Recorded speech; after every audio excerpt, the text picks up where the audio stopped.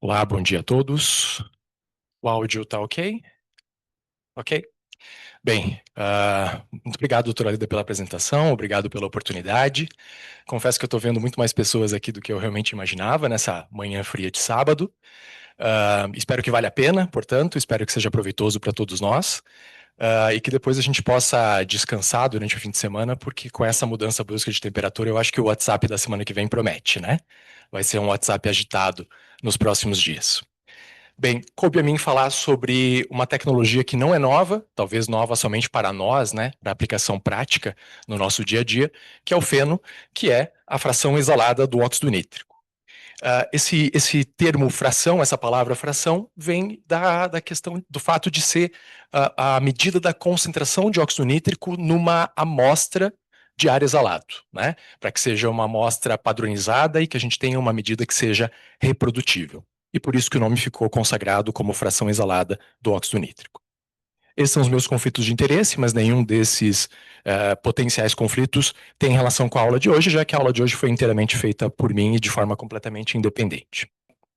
A gente entende, né, asma como uma síndrome, portanto, composta por um quadro clínico, sintomas compatíveis, sintomas variáveis, sintomas respiratórios variáveis ao longo do tempo.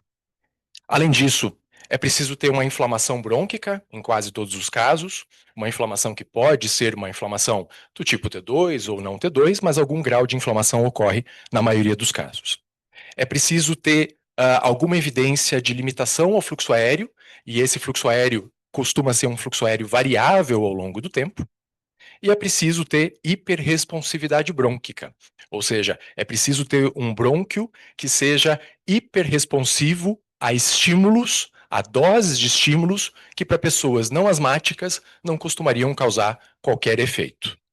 Só que, embora a gente entenda que a asma tenha esses 4 pilares, na hora de nós diagnosticarmos asma e na hora de nós manejarmos asma, o mais frequente é a gente se basear somente em sintomas e métricas de função pulmonar, e a gente desconsidera a presença da inflamação brônquica na nossa tomada de decisão. E aí vem a participação do óxido nítrico. O óxido nítrico é uma das menores moléculas do nosso corpo e é uma molécula extremamente versátil, porque ela faz parte de vários processos, vários fenômenos biológicos do nosso corpo. Por exemplo, ela está relacionada a mecanismos de defesa do nosso corpo, é a primeira linha de atuação do sistema imunológico inato, provocando a morte, né, de vírus, bactérias e fungos.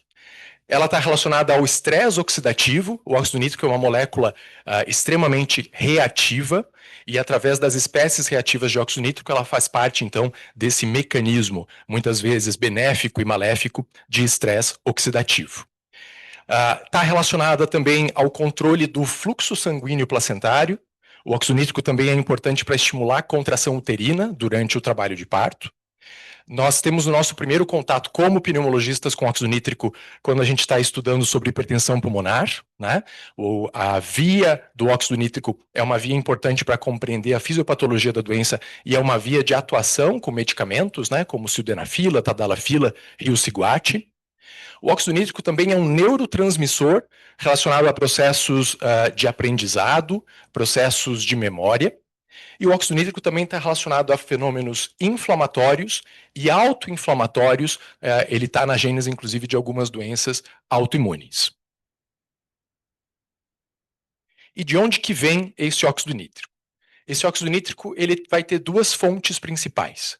Uma via exógena, que é a via do nitrato. Então, nós ingerimos no dia a dia alimentos que são ricos em nitrato. Esses alimentos vão ser convertidos em nitrito e esse nitrito vai se decompor em óxido nítrico e oxigênio. Mas a gente também tem uma via endógena. Essa via de produção endógena de óxido nítrico é uma via dependente de uma enzima chamada de óxido nítrico sintase, que é uma enzima que vai converter o aminoácido L-arginina em L-citrulina e vai ter como subproduto o óxido nítrico. E a gente tem, na verdade, 3 isoformas dessa enzima. Então a gente vai ter, de um lado, ali representado em azul, a óxido nítrico sintase tipo 1 e tipo 3, que são formas constitucionais dessa enzima.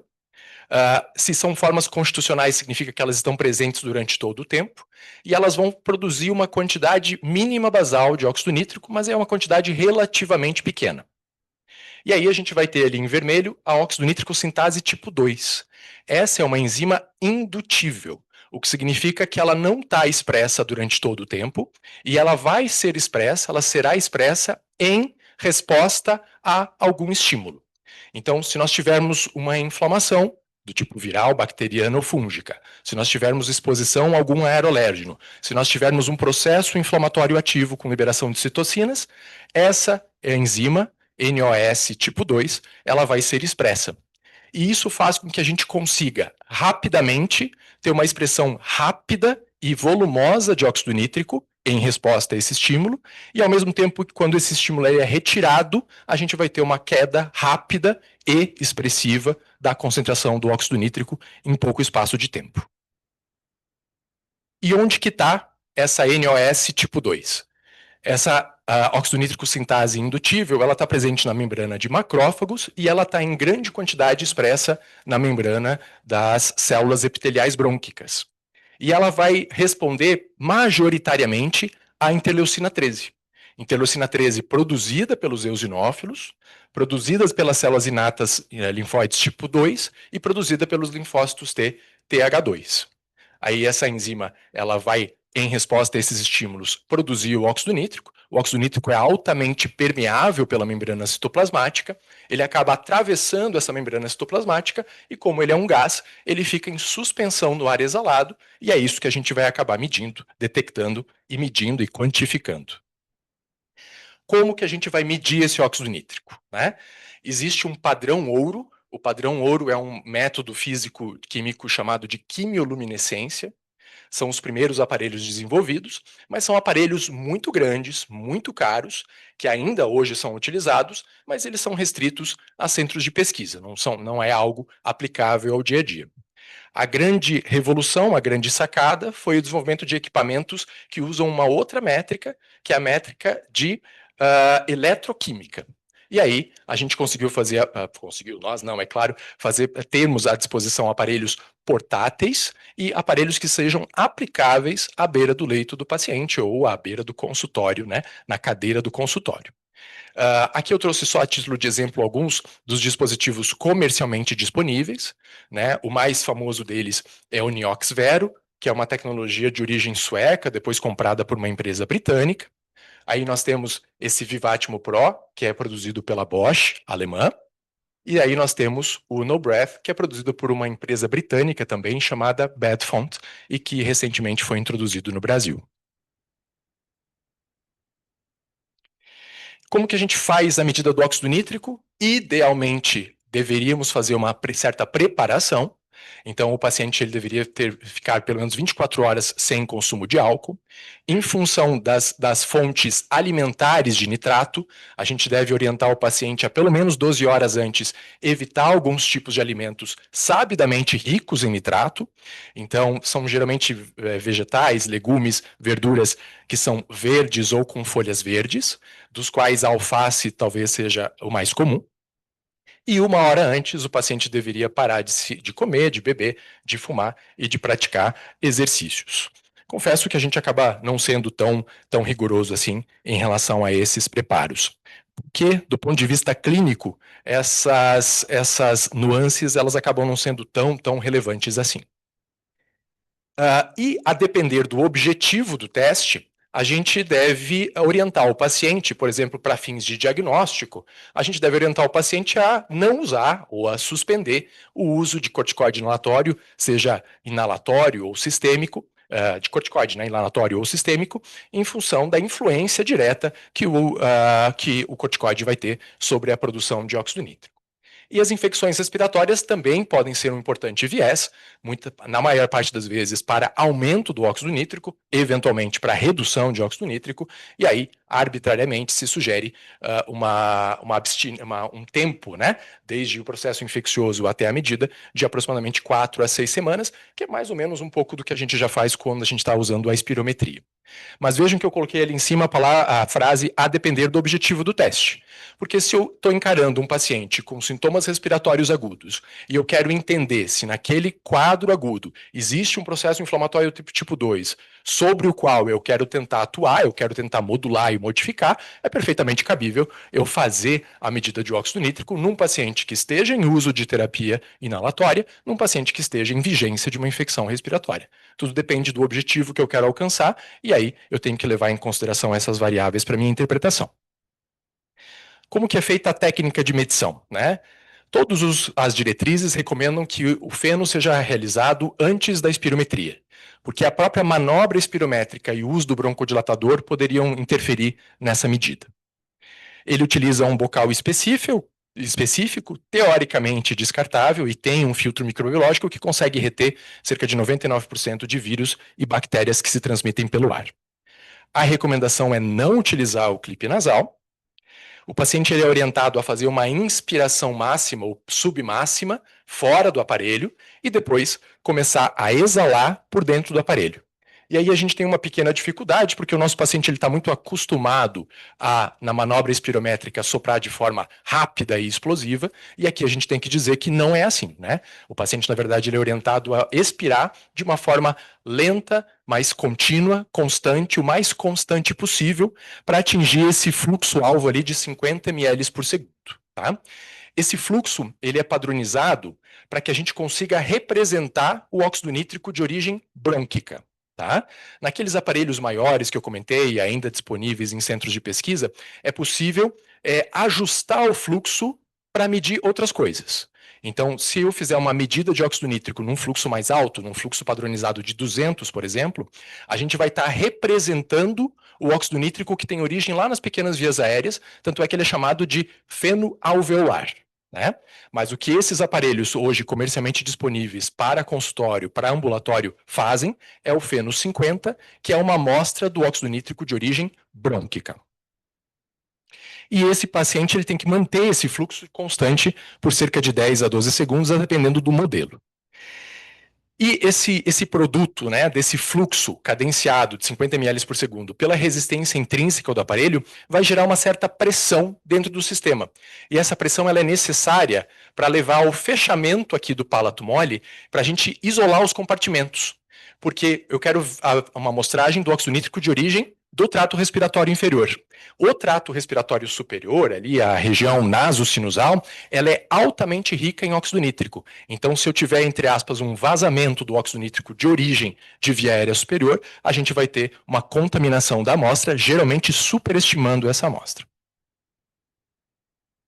Então, eu vou mostrar para vocês algumas telas do aparelho que a gente tem lá no HC.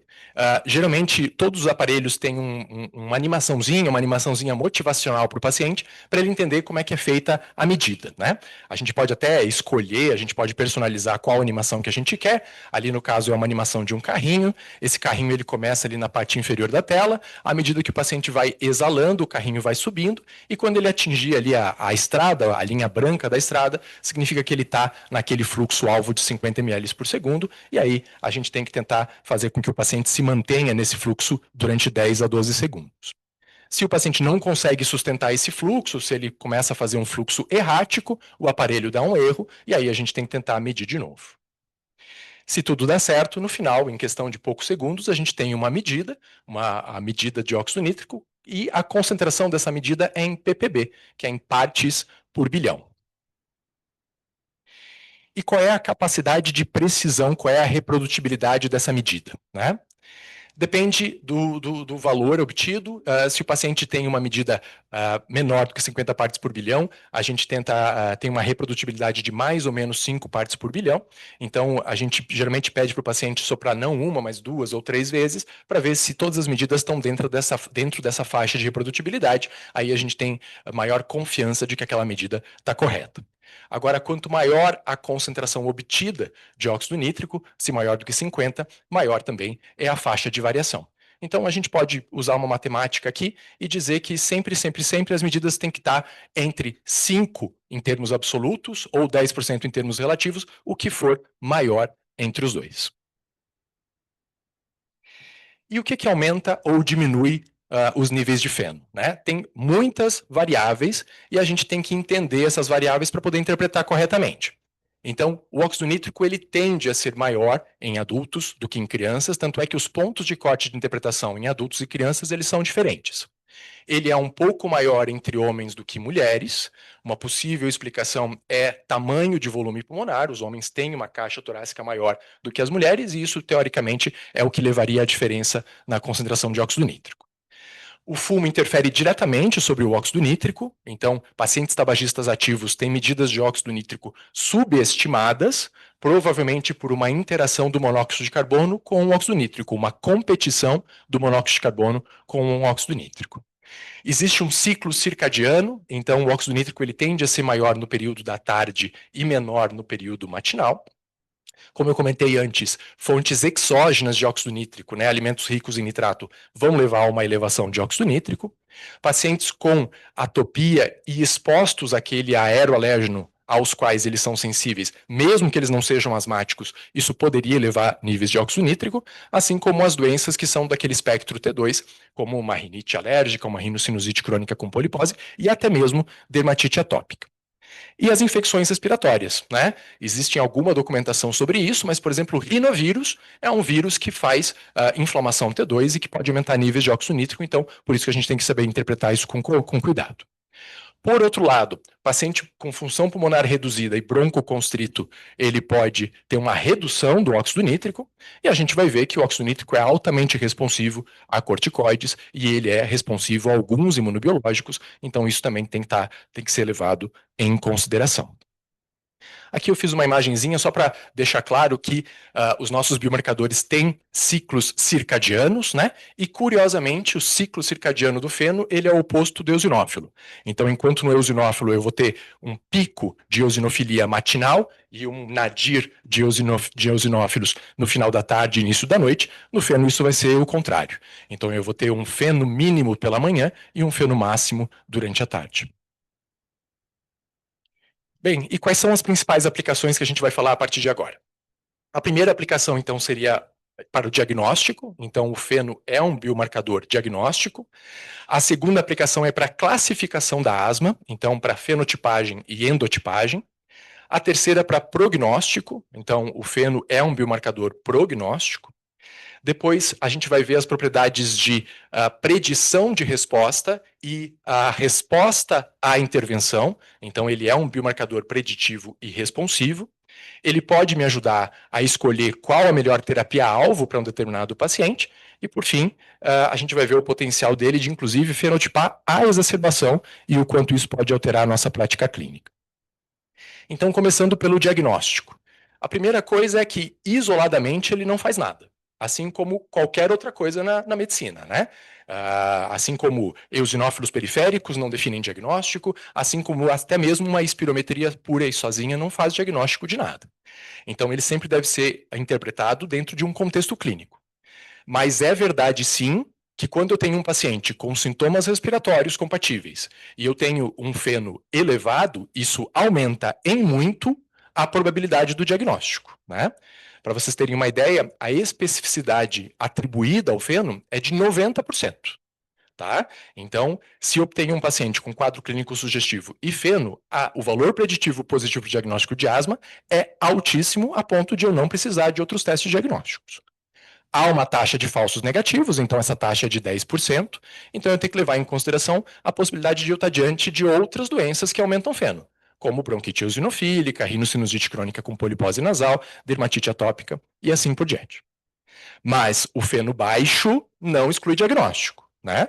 Até porque a gente sabe que a gente vai ter ali um número de 10 a 30% de asmas, que são asmas T2 baixo, e aí, quase que por definição, esse paciente vai ter um feno baixo também, tá? O GINA 2025, ele ainda não incorpora o feno no algoritmo diagnóstico, mas pela primeira vez ele considera a participação do feno em casos duvidosos. Em compensação, já há muitos e muitos anos, há mais de décadas, a diretriz britânica, ela incorpora o feno no seu algoritmo diagnóstico e coloca ele lá em cima. Então, isso aqui é uma reprodução de uma diretriz britânica, da diretriz NICE. Então, ele coloca aqui um paciente com sintomas respiratórios crônicos a esclarecer. Logo depois vem a espirometria com prova broncodilatadora. Se esse paciente não atinge os critérios típicos, clássicos de asma, de diagnóstico funcional de asma pela prova broncodilatadora, esse paciente já vai fazer o feno. E se esse feno for maior do que 50, e esse é o ponto de corte utilizado para diagnóstico num paciente que não está usando corticoide inalatório, esse paciente já é definido como uma asma tipo 2. Né?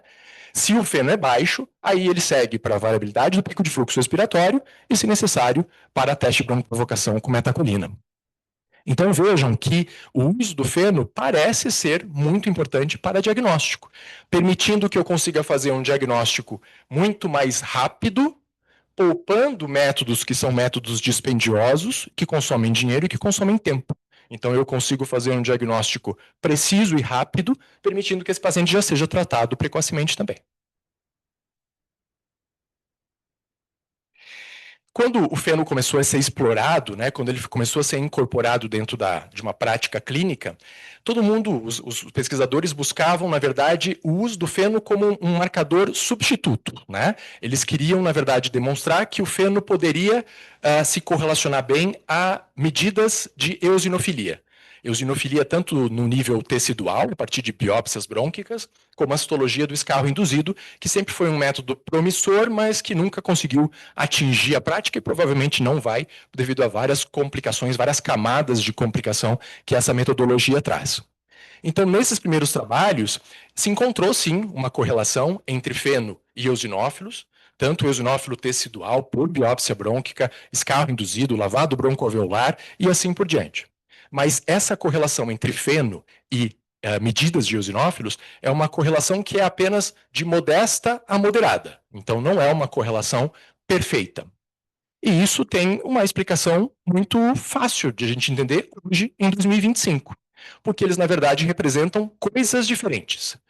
Os dois, eosinófilos e óxido nítrico, eles fazem parte do mesmo conjunto, do mesmo processo inflamatório tipo 2. Mas eles têm origens diferentes, né? Então, essa mesma figurinha que eu apresentei lá atrás é para mostrar que a interleucina 13 provém dos eosinófilos, mas não somente dos eosinófilos. A interleucina 13, na verdade, majoritariamente vem das células ILC2 e dos linfócitos T helper 2. E aí, essa interleucina 13, que vai interagir com a INOS e vai produzir óxido nítrico. Então, percebam que são marcadores, biomarcadores relacionados, mas que representam coisas diferentes. Tanto é que a presença de óxido nítrico alto vai definir um fenótipo T2, mas vai definir um endótipo diferente da eosinofilia, enquanto que a eosinofilia vai me dar um endótipo baseado ou predominante de interleucina 5, o feno vai me dar um endótipo predominante de interleucina 13. E além de fenotipar uma asma, que é uma asma, vamos dizer, uma asma ambulatorial, uma asma controlada ou estável, a gente também tem o potencial de fenotipar uma exacerbação.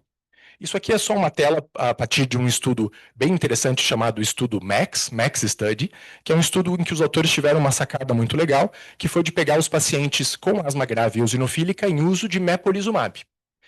E a gente sabe que, embora o mepolizumab tenha um grande efeito, mas nem todos os pacientes vão atingir a tão sonhada remissão e eles vão apresentar ainda algumas exacerbações residuais. Aí esses pesquisadores pensaram, mas se eu estou bloqueando interleucina 5, como é que são essas exacerbações desses pacientes? Qual é o perfil inflamatório dessas exacerbações? E aí eles encontraram que até 50% dessas exacerbações residuais são exacerbações ainda eosinofílicas. Isso medida por citologia do escarro induzido. E aí, eles fizeram nesses mesmos pacientes o feno e viram que a correlação da citologia do escarro induzido, medidas de contagem de eosinófilos no escarro induzido, versus o feno, era uma correlação muito boa. De tal forma que a gente poderia usar o feno para fenotipar essas exacerbações. E isso tem objetivos, né? Objetivos claros naquele momento, né, no point of care do cuidado do paciente. Se esse paciente está tendo uma exacerbação eosinofílica, há uma tendência muito maior de eu tratar ele com o uso de corticoide, ao mesmo tempo que quando ele está tendo uma exacerbação não eosinofílica, esse estudo mostra isso, geralmente essa exacerbação não eosinofílica é associada com aumento de PCR, é associada com escarro neutrofílico, é associada com maior positividade nos métodos de cultura e na identificação de patógenos, a tendência é eu prescrever muito mais antibiótico. E tem implicações também a médio e longo prazo, né? Porque se esse meu paciente com bloqueio de L5 continua tendo exacerbações eosinofílicas, talvez eu tenha que mudar de imunobiológico, talvez eu tenha que partir para um bloqueio muito mais agressivo de interleucina 5 ou tentar buscar uma outra via. Enquanto que se esse paciente está tendo exacerbações não eosinofílicas, provavelmente não é isso que eu tenha que fazer, talvez eu tenha que prescrever azitromicina para esse paciente, talvez eu tenha que fazer alguma outra medida. Então, fenotipar a exacerbação é uma coisa que também é muito bem vista. E o feno tem esse papel. Agora a gente parte para a avaliação de prognóstico, né? Então nós temos vários e vários trabalhos mostrando que quanto maiores os níveis de feno, maior é o risco de uma exacerbação futura. Esse aqui é um trabalho de 2021, que pegou o grupo placebo dos estudos Liberty Quest e mostrou que esses pacientes em uso de corticoide inalatório, mas não recebendo dupilumab, quanto maior a contagem de eosinófilos, maior o risco futuro de uma exacerbação. A gente tem também esse outro trabalho, até mais antigo, de 2018, também comparando diferentes marcadores utilizados em asma e vendo qual é o potencial discriminatório desses marcadores em relação ao risco futuro de uma exacerbação. E aí o feno foi o marcador que isoladamente teve melhor acurácia, comparado, por exemplo, com eosinófilos no sangue periférico, com a periostina sérica e com a própria função pulmonar. Então, nesse estudo, o feno teve melhor poder discriminatório do que esses outros marcadores. Agora, é mais interessante ainda quando a gente associa os marcadores, né? Como eu comentei antes, esses biomarcadores, né, a contagem de eosinófilos no sangue periférico e o feno, eles não são biomarcadores substitutos, eles são biomarcadores complementares. Então, quando a gente associa esses dois biomarcadores, a gente tem uma informação muito mais rica. Por exemplo, nesse outro trabalho aqui de 2019, pacientes com contagem de eosinófilos no sangue periférico maior do que 300 e com feno maior do que 35 tinham quase 2 vezes mais chance de ter uma exacerbação futura do que um paciente que tivesse os dois biomarcadores negativos. E se eu tivesse esse mesmo paciente com mais de 300 eosinófilos e com mais de 50 ppbs de feno, a chance de ele ter uma exacerbação futura era de quase 4 vezes em relação a quem não tivesse nenhum biomarcador positivo. E todo mundo aqui já viu o Oracle Score, que inclusive já está na sua versão 2.0, e nesse Oracle Score o que a gente tem, na verdade, é um risco de exacerbação futura.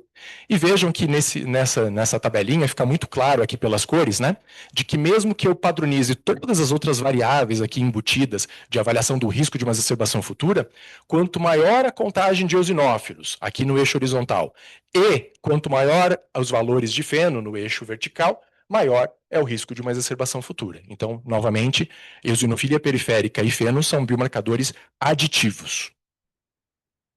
E em relação ao outro fator prognóstico, que é a redução da função pulmonar, aí eu tenho bem menos evidência, bem menos publicações, até porque quando a gente quer avaliar declínio de função pulmonar, quando eu quero avaliar a função pulmonar ao longo do tempo, o ideal seriam estudos muito mais longos, e na prática, o que a gente tem são sempre estudos de 52 semanas, estudos de 1 ano. Mas os dados apontam na direção de que quanto maior o feno basal do paciente, maior o risco de perda da função pulmonar ao longo do tempo, como nesse trabalho que também utilizou, o trabalho aqui do Ian Pavor, que também utilizou o grupo placebo dos estudos com o dupilumab.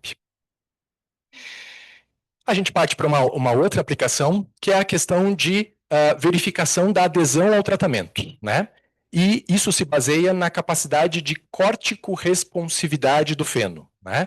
O feno ele é altamente sensível ao uso de corticoide, por via inalatória, por via sistêmica, enfim. Né? E, inclusive, esse trabalho aqui de 2005, então vejam que é um trabalho de 20 anos atrás, né? Ele se propôs a fazer o seguinte, ele se propôs a pegar pacientes com sintomas respiratórios crônicos, sem necessariamente ter um diagnóstico definido, eles não necessariamente eram asmáticos, eram pacientes com sintomas respiratórios crônicos, e fizeram uma série de medidas que habitualmente a gente faz, prova de função pulmonar, variabilidade de picos de fluxo, metacolina, etc., e o feno. E eles avaliaram depois, para todos os pacientes eles deram corticoide inalatório, aqui no caso fluticasona 500 microgramas ao dia, e após 4 semanas eles avaliaram a resposta a essa intervenção, né? Quem foram os pacientes que responderam ao uso do corticoide inalatório? E aí, numa avaliação pós-hoc, eles viram que de todas essas medidas feitas no período basal de avaliação, o feno foi o que melhor discriminou resposta ao corticoide inalatório, seja ele paciente asmático ou não asmático. E isso é a base para entender a aplicação do feno para avaliar adesão ao tratamento, adesão ao nosso tratamento baseado em corticoide inalatório. Por quê? Um paciente que tenha asma e esteja usando pelo menos uma dose moderada ou alta de corticoide inalatório, ele vai provavelmente ter feno suprimido. E aí, lá em 2012, esse autor aqui, McNichol, ele desenvolveu um protocolo que é o chamado teste de supressão do feno. Né? Esse protocolo ele é validado e ele é utilizado, inclusive, em alguns centros britânicos. E basicamente ele consiste no seguinte: ele é mais ou menos aquele teste de Brompton que a gente fazia num passado remoto. Né? Ele pega pacientes com asma não controlada e feno persistentemente alto. Um feno a maior do que 45, podemos arredondar aqui para maior do que 50. Aí esses pacientes eles recebem uma sobredose de corticoide inalatório, o equivalente a 1.600 microgramas de budesonida. E essa aplicação da budesonida, ela é monitorada. É tipo o tratamento DOTS da tuberculose, né? Então, mas claro que o paciente não precisa vir presencialmente à clínica, né? Faz uma videochamada mostrando que ele está usando a medicação naquele horário ali de 8 horas da manhã, 8 horas da noite. E aí, ao final de 7 dias de acompanhamento, esse paciente faz o feno de novo. Se, em relação ao feno basal e o feno pós-tratamento, houve uma queda de feno de 42%, segundo o estudo original, que a gente também pode arredondar para em torno de 50%, esse paciente era mal aderente ao tratamento. Né? E tem estudos mostrando, inclusive, que esses pacientes foram depois acompanhados e os pacientes que tiveram o feno suprimido e, portanto, eram maus aderentes, depois dessa avaliação, eles mostraram melhor aderência ao tratamento e mostraram melhores resultados clínicos com redução dos seus desfechos. Esse estudo aqui pegou pacientes com asma não controlada, pacientes com asma chamam de difícil tratamento, com feno alto a despeito de dose moderada alta de corticoide inalatório, e eles identificaram que 2/3 desses pacientes tiveram o teste de supressão do feno positivo e, portanto, eram pacientes maus aderentes ao tratamento. E já esse estudo britânico pegou pacientes que foram encaminhados, vocês sabem que lá no Reino Unido, né, os pacientes que são candidatos a imunobiológico, eles vão para centros de referência. Aí, antes de começar um determinado imunobiológico, enquanto eles esperavam lá o processo administrativo burocrático deles, esses pacientes fizeram um teste de supressão do feno e eles descobriram que nada menos que 43% desses pacientes tinham teste de supressão do feno positivo, portanto, eram pacientes maus aderentes. Esses pacientes saíram da lista de imunobiológicos e eles conseguiram melhor controle clínico sem imunobiológicos por otimização da adesão. E aí surge a oportunidade de, inclusive, a gente utilizar o feno para educação sobre a doença, né? Porque quando o paciente ele vê o feno e ele entende o que mais ou menos o feno representa, ele começa a compreender o caráter crônico e inflamatório daquela doença. Né? E daí isso gera o que a gente chamaria de um feedback comportamental positivo, né? Ele entende que ele tem um processo inflamatório, aí ele passa a ser mais aderente ao tratamento, depois quando ele volta ao consultório, e se a gente pode repetir o feno, a gente mostra cabalmente a redução daquele número, e ele entende então que o comprometimento dele, a ação dele, teve uma resposta positiva sobre o tratamento. E, por fim, a gente vai falar agora sobre o uso do feno para guiar intervenções, guiar tratamento, que eu acho que é a parte mais interessante. A gente tem meta-análise nesse sentido. Essa aqui é uma meta-análise de 2023 do Cochrane, revisando uma meta-análise de 2016, mostrando que a adição do feno ao tratamento usual que a gente aplica promove uma redução da taxa de exacerbações e, inclusive, uma redução do risco desse paciente ter uma exacerbação. Tá? Mas nem tudo é perfeito, e essa mesma meta-análise não conseguiu comprovar uma melhora do uso do feno em relação a outros objetivos que a gente tem, como melhora da qualidade de vida e melhora do VF1. também não existe assim nenhuma evidência clara de que o feno possa ser útil naquele paciente mais leve. Sabe aquele paciente que a gente está pensando se a gente vai começar um tratamento contínuo ou se esse paciente ele vai só fazer um uso de ICS, formoterol conforme demanda, né? A análise do estudo Sigma em relação ao feno não mostrou diferença em relação a desfechos clínicos relevantes, como exacerbações, função pulmonar, nesse grupo de pacientes com asmas mais leves. Mas nos pacientes com asmas moderadas e asmas mais graves, o uso do feno ele é realmente aditivo e pode levar a gente a tomar uma mudança de conduta. O próprio GINA 2025 ele coloca essa informação. Ele coloca que quando eu tenho um paciente com biomarcadores inflamatórios negativos, ou seja, eosinófilos periféricos baixos e feno baixo, eu não devo considerar a adição de ICS por considerar que é uma medida infrutífera. E aí aqui eu apresento um caso, é um caso hipotético, mas é um caso perfeitamente cabível no nosso dia a dia. Vamos imaginar que uma mulher de 67 anos, com um diagnóstico confirmado de asma, início de sintomas na vida adulta, ela tem uma eosinofilia periférica, mas não é uma eosinofilia tão grande, 220 células de mediana ali ao longo do acompanhamento. Ela não é atópica, está usando lá a sua dose de formoterol budesonida 12.400 de 12 em 12 horas e ainda persiste com controle inadequado de doença. E aí eu faço a espirometria dela, ela tem uma fisiopatologia claramente obstrutiva, mas quando eu vejo os gráficos e os números, a gente vê que ela tem uma obstrução fixa ao fluxo aéreo, né? Ela não tem uma reversibilidade total de VF1, ela persiste inclusive com uma razão VF1-CVF reduzida. E aí o que eu vou fazer? O que eu posso fazer? Eu tenho milhares de opções, né?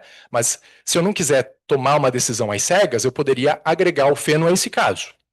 Se essa paciente tem um feno baixo, é muito, muito, muito improvável que ela responda a eu aumentar a dose desse corticoide inalatório, a eu colocar uma terceira, uma quarta dose de formoterol budesonida ao longo do dia.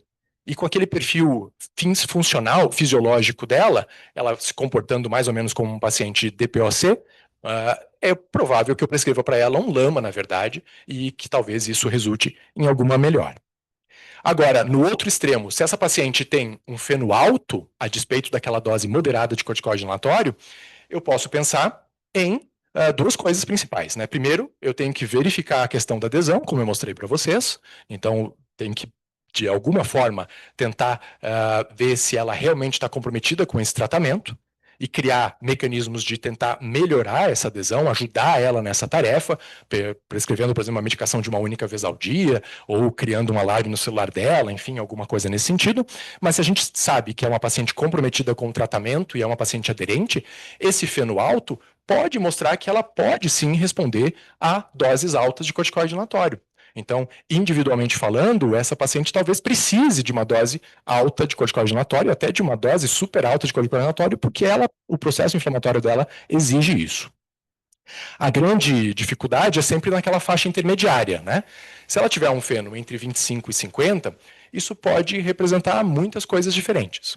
Se fosse o caso de uma paciente assintomática, eu poderia simplesmente não fazer nada. Mas a gente viu ali que era uma paciente com asma não controlada, portanto sintomática, e aí eu poderia sim considerar fazer um teste com aumento de dose de corticoide inalatório, desde que eu tivesse a possibilidade de fazer um outro feno depois. E aí, se essa paciente responder ao feno, se ela teve uma redução do feno, talvez ela precise também de uma dose mais alta de corticoide inalatório.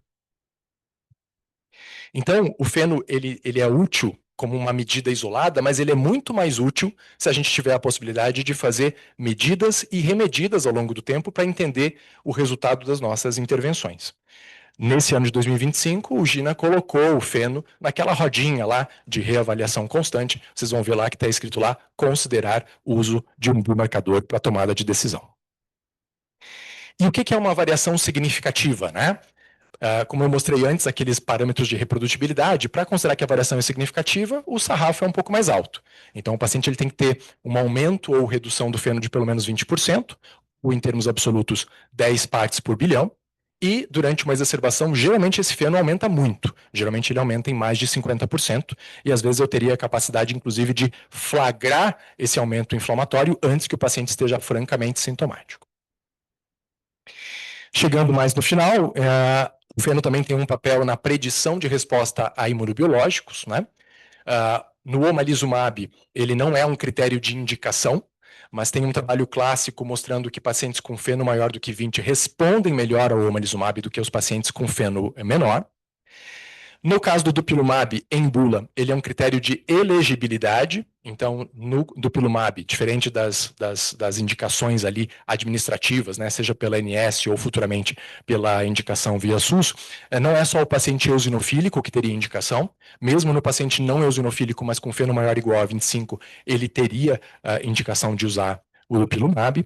Ele também é um preditor de resposta, quanto maior o valor de feno, maior a resposta ao dupilumab. E isso também é verdade quando agregado ao eosinófilo.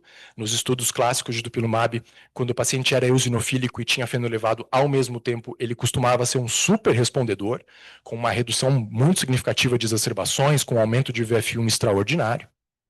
E ele também é um marcador responsivo, né? O dupilumab ele também reduz feno depois da intervenção. O tezepelumab, no tezepelumab, ele não é um indicador de prescrição, porque o tezepelumab não tem nenhuma barreira de prescrição baseada em biomarcador, mas ao mesmo tempo que quanto maior a contagem de eosinófilos, maior a resposta do tezepelumab, também quanto maior a dosagem do feno, maior a resposta do tezepelumab, e o feno também reduz após o tezepelumab. Já os outros imunobiológicos, no MEPO e no BENRA, a ação, a eficácia é independente do feno. Se o paciente tem feno alto ou feno baixo, ele vai responder do mesmo jeito, muito mais baseado na contagem de eosinófilos do que outra coisa. O objetivo da conversa de hoje era falar estritamente sobre asma, mas o feno tem outras aplicações interessantes. Eu acho que a aplicação na investigação de tosse crônica talvez seja uma das principais. Lembrar que para diagnóstico de tosse variante asma e bronquite eosinofílica não asmática. Tem um papel interessante também em DPOC, né? Os estudos de dupilumab em DPOC mostraram que o feno agregava risco e agregava resposta. Pneumonia eosinofílica aguda, pneumonia eosinofílica crônica, então aquele paciente com uma DPI aguda, subaguda, ali com até 4 semanas de evolução, um monte de vidro fosco, a gente sabe que talvez o ideal fosse fazer o lavado broncoalveolar para detectar a presença ou a ausência de eosinófilos, só que esse paciente não tem condições clínicas para isso, e uma simples medida de feno tem um alto valor preditivo para o diagnóstico de pneumonia eosinofílica aguda nesse contexto. E o óxido nítrico nasal é um capítulo completamente à parte. Esses equipamentos hoje disponíveis aqui comercialmente, eles não medem óxido nítrico nasal, é uma outra história, é uma outra coisa, mas o óxido nítrico nasal tem um monte de aplicações e uma das principais é o diagnóstico de cinesia ciliar, né, que é uma coisa que a gente não conseguia fazer diagnóstico, mas o óxido nítrico nasal, ele substitui a biópsia, substitui aquela análise ali por microscopia eletrônica de forma muito simples, com uma acurácia absurda, assim, de quase 100%.